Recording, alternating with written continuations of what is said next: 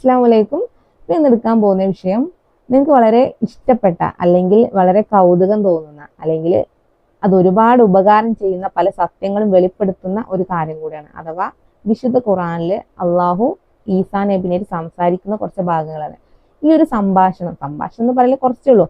ആ ഒരു കാര്യത്തിൽ തന്നെ നമുക്ക് ഒരുപാട് സത്യങ്ങൾ മനസ്സിലാവും. ഒന്ന്, ആരാണ് അള്ളാഹു എന്നുള്ളതും ആരാണ് ഈസാ നബി എന്നുള്ളതും അവർ തമ്മിലുള്ള ബന്ധം എന്താണെന്നുള്ളതും നമുക്ക് ക്ലിയർ ആക്കാൻ പറ്റിയൊരു കാര്യമാണ്. കാരണം ബൈബിളുമായിട്ട് അത് കണക്ട് ചെയ്ത് നോക്കുമ്പോൾ ബൈബിളിൽ പറയുന്ന ഒരുപാട് കാര്യങ്ങൾ അത് വ്യക്തമായിട്ട് ഈസാ നബി പറയുന്നുണ്ട്. അപ്പോൾ എങ്ങനെയാണ് ഈസാ നബിയെ നമുക്ക് യഥാർത്ഥ ആ ഒരു തെറ്റിദ്ധാരണയിൽ നിന്നും നമുക്ക് മനുഷ്യരെ കൊണ്ടുവരാൻ കഴിയുന്ന ഒരു വാക്യം കൂടി ഇതിലുണ്ട്. അപ്പൊ എന്താന്നുള്ളത് നമുക്ക് കേട്ടെന്നെ മനസ്സിലാക്കാം. അധ്യായം 5 സൂറ അൽ മാഹിദയിൽ 116, 117, 118, 120 സൂക്തങ്ങളാണ് നമ്മളിന്ന് പറയുന്നത്. അള്ളാഹു പറയുന്നു, സന്ദർഭം ശ്രദ്ധിക്കുക. മറിയമിന്റെ മകൻ ഈസ അള്ളാഹുവിന് പുറമെ എന്നെയും എൻ്റെ മാതാവിനെയും ദൈവങ്ങളാക്കി കൊള്ളുവീൻ എന്ന് നീയാണോ ജനങ്ങളോട് പറഞ്ഞത്? അദ്ദേഹം പറയും, നീ എത്ര പരിശുദ്ധൻ, എനിക്ക് പറയാൻ യാതൊരു അവകാശവുമില്ല. ഞാൻ പറയാവതല്ലോ. ഞാനത് പറഞ്ഞിരുന്നെങ്കിൽ തീർച്ചയായും നീ അത് അറിഞ്ഞിരിക്കുമല്ലോ.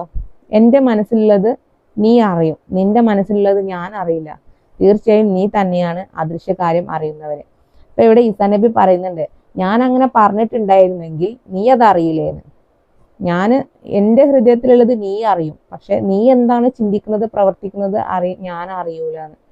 ഇപ്പോൾ പ്രവാചകൻ പറയാണ് അള്ളാഹുവിനോട്, എൻ്റെ ഹൃദയത്തിലുള്ളത് നീ അറിയുന്നു. ഇതേ കാര്യം നമ്മൾ ബൈബിളിലേക്ക് പോയി കഴിഞ്ഞാൽ ബൈബിളിൽ ഇയ്യോബ് 10:12, സങ്കീർത്തനം 7:13, യെശയ്യാ 66:18, എബ്രായർ 4:12-13, വെളിപ്പാടിൽ 3:78 ഒക്കെ പറയുന്നത് എന്താ? കർത്താവ് അവരുടെ ദൈവത്തിനാണ് യഥാർത്ഥ സത്യങ്ങൾ വെളിപ്പെടുന്നതും നമ്മളെ ഹൃദയത്തിലുള്ളത് എന്താണോ, ചെറുതായാലും വലുതായാലും എല്ലാ രഹസ്യം പരസ്യം വ്യക്തമായിട്ടൊരു മറയില്ലാതെ അള്ളാഹു കണ്ടുകൊണ്ടിരിക്കുന്നുണ്ടെന്ന് ബൈബിളിൽ പറയുന്നുണ്ട്. ഈ ഒരു ഇത്രയും കാര്യങ്ങൾ ബൈബിള് പറയുന്നുണ്ട്. കാരണം ഇത്രയും അധ്യായത്തില് സൃഷ്ടാവ് എല്ലാം കാണുന്നുണ്ട്, കേൾക്കുന്നുണ്ട്, അറിയുന്നുണ്ട്, അവരുടെ ഹൃദയത്തിൽ വസിക്കുന്നുണ്ട് എന്നുള്ള കാര്യമൊക്കെ ബൈബിള് പറയുന്നുണ്ട്. ആ ഒരു കാര്യം വെച്ചിട്ടാണ് ഈസാ നബി അള്ളാഹുവിനോട് ചോദിക്കുന്നത്, എനിക്ക് എൻ്റെ കാര്യം നീയാണ് അറിയുന്നത്, പക്ഷെ നിന്റെ കാര്യം ഞാൻ അറിയുന്നില്ല എന്ന്. അപ്പോൾ അള്ളാഹുവിന് എല്ലാവരുടെ ഹൃദയത്തിലും കാണാനും എല്ലാവരുടെ കാര്യങ്ങളും അറിയാനും അള്ളാഹു സാധിക്കുന്നുണ്ട്. അള്ളാഹു എപ്പോഴും മനുഷ്യരെ വലയം ചെയ്തിട്ടുണ്ട്, മനുഷ്യ ശരീരത്തിൽ സാക്ഷിയാണ്. ഇതൊക്കെ ബൈബിളിലുള്ള കാര്യം തന്നെയാണ്. അപ്പൊ ആ രീതിയിലാണ് ഈസാ നബി അള്ളാഹുവിനോട് പറയുന്നത്, ഞാൻ പറഞ്ഞത് നീ അറിയൂലേ, അല്ലെങ്കിൽ ഞാൻ മനസ്സിൽ അങ്ങനെ വിചാരിച്ചു കഴിഞ്ഞാൽ പോലും നീ അറിയില്ലേ എന്ന് ചോദിക്കുന്നത്. അപ്പോൾ അതിൽ തന്നെ 117 പറയുന്നത്, നീ എന്നോട് കൽപ്പിച്ച കാര്യം അഥവാ എന്റെയും നിങ്ങളുടെയും രക്ഷിതാവായ അള്ളാഹുവെ നിങ്ങൾ ആരാധിക്കണം എന്ന കാര്യം മാത്രമേ ഞാൻ അവരോട് പറഞ്ഞിട്ടുള്ളൂ എന്ന്. ഈസാ നബി പറയുന്നുണ്ട്, നീ എന്താണോ എന്നോട് കൽപ്പിച്ചത് ആ കാര്യം മാത്രമേ ഞാൻ അവരോട് പറഞ്ഞിട്ടുള്ളൂ. എന്നെയും ഞാനും ഇപ്പൊ ജനങ്ങളാവട്ടെ ഞാനാവട്ടെ എല്ലാവരും ഏകനായ അള്ളാഹുവിനെ ആരാധിക്കണം എന്ന് മാത്രമേ ഞാൻ അവരോട് പറഞ്ഞു കൊടുത്തിട്ടുള്ളൂ എന്ന്. ഞാൻ അവർക്കിടയിൽ ഉണ്ടായിരുന്നപ്പോഴെല്ലാം ഞാൻ അവരുടെ മേൽ സാക്ഷിയായിരുന്നു എന്ന്. അപ്പോൾ അവരുടെ കൂടെ ഉണ്ടാവുന്ന സമയത്തൊക്കെ ഈസാ നബി സാക്ഷിയായിട്ട് തന്നെ ഉണ്ടായിരുന്നു. മറ്റൊന്ന്, പിന്നീട് നീ എന്നെ പൂർണ്ണമായി ഏറ്റെടുത്തപ്പോൾ നീ തന്നെയായിരുന്നു അവരെ നിരീക്ഷിച്ചിരുന്നവൻ, നീ എല്ലാ കാര്യത്തിനും സാക്ഷിയാണ് എന്ന്. അപ്പോൾ എന്നെ പൂർണ്ണമായിട്ട് നീ എടുത്തു കഴിഞ്ഞപ്പോ പിന്നെ നീയല്ലേ അവരെ നിരീക്ഷിച്ചു കൊണ്ടിരുന്നത് എന്ന് ഈസാ നബി അള്ളാഹുവിനോട് പറയുന്നുണ്ട്. എന്നിട്ട് പറയുന്നത് എന്താ? നീ എല്ലാ കാര്യത്തിനും സാക്ഷിയല്ലേന്ന്. നീ എല്ലാ കാര്യത്തിനും സാക്ഷിയാണെന്ന് പറയുമ്പോൾ ഈസാ നബി അങ്ങനെ പറയുമ്പോൾ ഈസാ നബിക്ക് അറിയുന്നത് ഈസാ നബിന്റെ കൈകളിലുള്ള നാമം അള്ളാഹുവിന്റെ നാമാണെന്ന്. കാരണം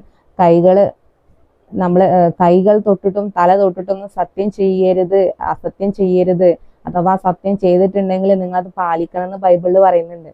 കാരണം അത് അവരുടെ ദൈവത്തിന്റെ തെളിവുകളായിട്ടാണ്. കാരണം മനുഷ്യര് അള്ളാഹും തമ്മിലുള്ള ആ ബന്ധം അല്ലെങ്കിൽ തൻ്റെ സൃഷ്ടിയാണ് ഇത് എന്ന് അറിയിക്കാൻ വേണ്ടിയിട്ടാണ് കൈകളിൽ മുദ്ര ചെയ്തു എന്നൊക്കെ ബൈബിളിലുണ്ട്. അപ്പൊ മുദ്ര ചെയ്ത പേരാണ് അള്ളാഹുവിന്റെ പേരാണ്, അതുകൊണ്ട് തന്നെ നിങ്ങൾ അത് വെച്ച് കള്ളസത്യം ചെയ്യരുത് എന്നൊക്കെ ബൈബിളിൽ പറയുന്നുണ്ട്.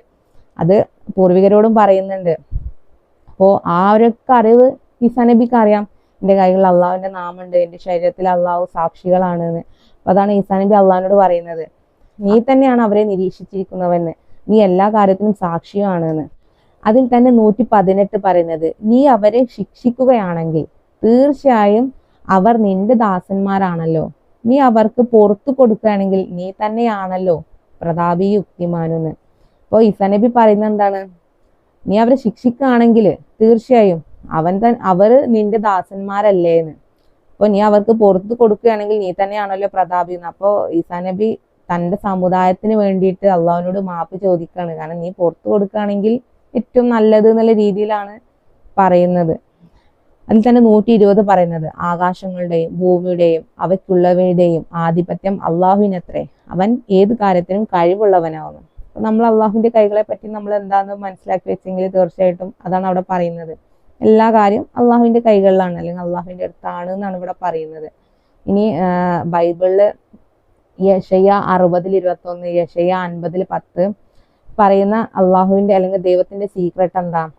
ഇത്ര അംശങ്ങളാണ്, ആ രീതിയിലാണ് മനുഷ്യനെ സൃഷ്ടിച്ചതെന്നും ആ രീതിയിലാണ് മനുഷ്യന്റെ കൈകൾ സൃഷ്ടിച്ചതെന്നും സൃഷ്ടാവിനെ ആശ്രയിക്കേണ്ടെന്നുള്ള തെളിവിന് വേണ്ടിയിട്ടാണ് നമ്മളെ കൈകളിൽ ആ നാമം വന്നതെന്നൊക്കെ ബൈബിളിൽ പറയുന്നുണ്ട്.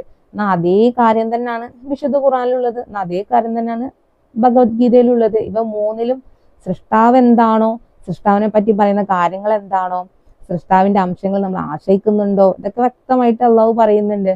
അപ്പൊ അത് ഏത് ഗ്രന്ഥത്തിലായാലും അള്ളാഹുവിന്റെ വചനങ്ങൾ അള്ളാഹു എന്നും സംരക്ഷിച്ചുകൊണ്ടിരിക്കും. പക്ഷെ അതിൽ കൈകടത്തലുകൾ ഒരുപാട് വരുന്നുണ്ട്, തെറ്റുകൾ വരുന്നുണ്ട്. പക്ഷെ സത്യങ്ങൾ എന്നും നിലനിന്നിരിക്കും. അത് മനസ്സിലാക്കാൻ ആർക്കോ അള്ളാഹു അനുഗ്രഹം കൊടുത്തിട്ടുണ്ടെങ്കിൽ തീർച്ചയായിട്ടും അവരത് മനസ്സിലാക്കുകയും ചെയ്യും. അപ്പോൾ നമ്മള് ഓരോ കാര്യങ്ങളും നമ്മൾ അല്ലെങ്കിൽ ഓരോ അധ്യായത്തിലും നമ്മൾ എടുത്തു പോകുമ്പോഴും നമുക്ക് ഈ ഒരു സീക്രട്ട് അവിടെ ഒളിഞ്ഞിരിക്കുന്നത് നമുക്ക് മനസ്സിലാക്കാൻ പറ്റും. അത് മനസ്സിലായവർക്ക് മാത്രം, അല്ലാത്തവർക്ക് അത് എന്താന്ന് പോലും മനസ്സിലാവില്ല. അപ്പോൾ നമ്മൾ ഈ അള്ളാഹിന്റെ അംശങ്ങളെ പറ്റിയിട്ട് അള്ളാഹുവിനെ പറ്റിയിട്ടുള്ള ഏകദേശം അറിവ് നമുക്ക് വന്നെത്തിയോണ്ട് തന്നെ ഇപ്പൊ ഈ ഒരു ഈസാ നബി പറയുന്ന കാര്യം എന്താണെന്നുള്ളത് നമുക്ക് മനസ്സിലാക്കാൻ പറ്റും. ഈസാ നബി പറയുന്നുണ്ടല്ലോ, എന്റെയും രക്ഷിതാവായ അള്ളാഹു എന്ന് പറയുമ്പോൾ ബൈബിളില് അള്ളാഹുവിനെ പറ്റി പറയുന്നത് എന്താണ്? അംശങ്ങളെ പറ്റി പറയുന്നത് അതേ അംശം തന്നെയാണ് ഖുറാനിലും പറയുന്നത്. അപ്പൊ അവിടെയൊക്കെ അള്ളാഹു സെയിം ആയിട്ട് തന്നെയാണ് എന്നുള്ളത് നമ്മൾ മനസ്സിലാക്കേണ്ടതുണ്ട്.